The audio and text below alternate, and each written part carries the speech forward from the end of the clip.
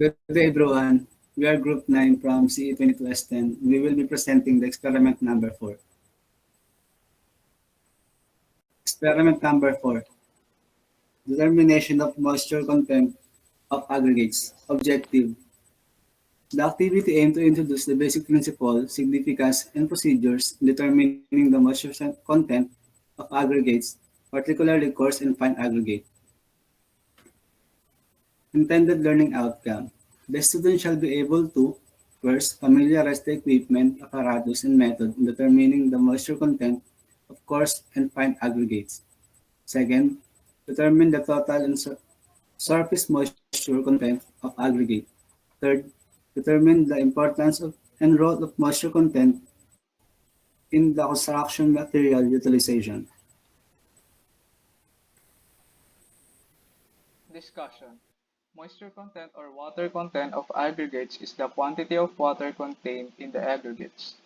Moisture content is used in a wide range of scientific and technical areas and is expressed as a ratio, which can range from 0 slash completely dry to the value of the material's porosity at saturation.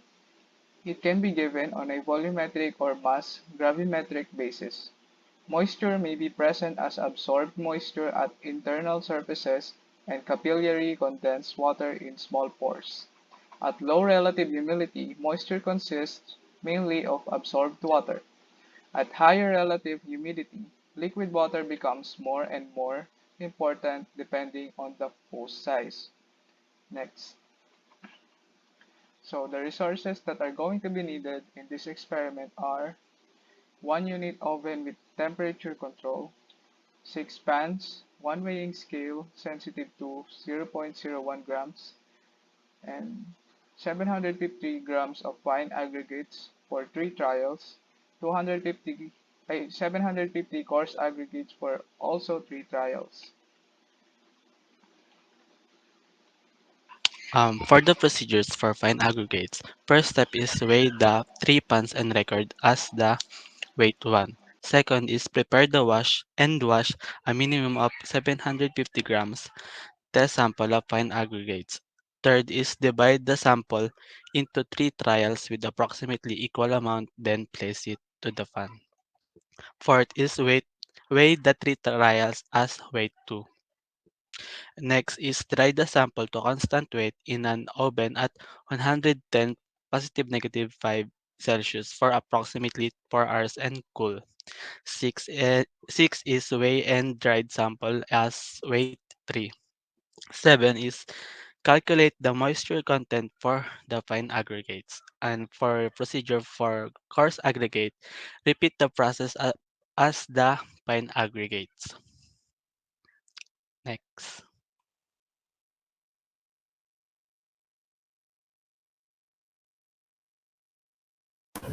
For data and result of fine aggregates, content of moisture and water content. First is weight of moist sample and container, which is weight 2. Next is the weight of oven dry sample and container, weight 3.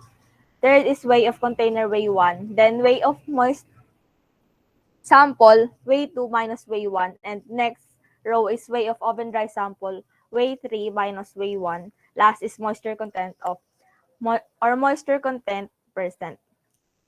Each trials have different results. To get this, we prepared 750 grams, it is according to the video, of fine aggregates. Then divide it into 3 to get the result of weight 2. Its constant weight in an oven at 110 positive negative 5 degrees Celsius with approximate of 4 hours at cool. Then, in way of moist sample, we just need to subtract weight 2 minus weight 1. For example, trial of weight of moist sample and container, which is weight 2, trial 1 with 454.1 grams, subtract to trial 1 of weight of container 201.1 grams.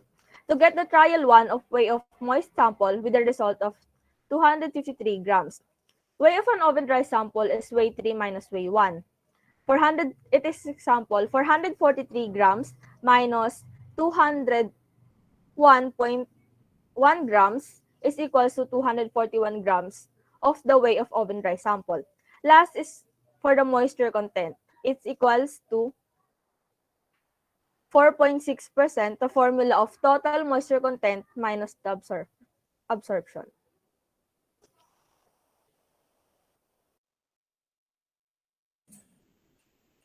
For this part of this experiment, the collected data for coarse aggregate is our assumption.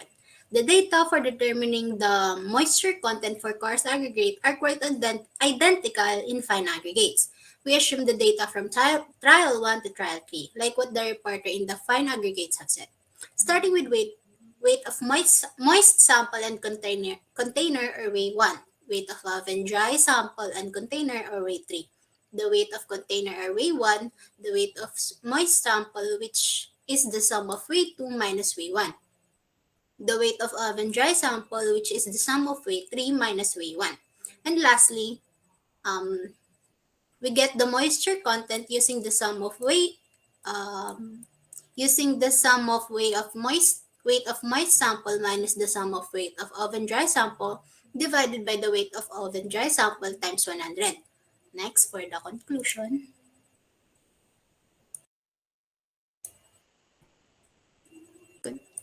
We thereby conclude that this laboratory exercise identifying the moisture content is an essential part in the pre-testing of a standard mix of concrete. Prior to mixing, it's critical to know the moisture content of the aggregate since it influences the amount of mixed water required to obtain the optimum water cementitious materials ratio. The procedure involves obtaining a known amount of aggregate, heating the aggregate to eliminate moisture, and determining the moisture percentage. After following the procedure, the moisture content is then calculated. We were successful in completing the laboratory exercise objectives and learned the importance and role of moisture content in the construction materials utilization. That's all. Thank you.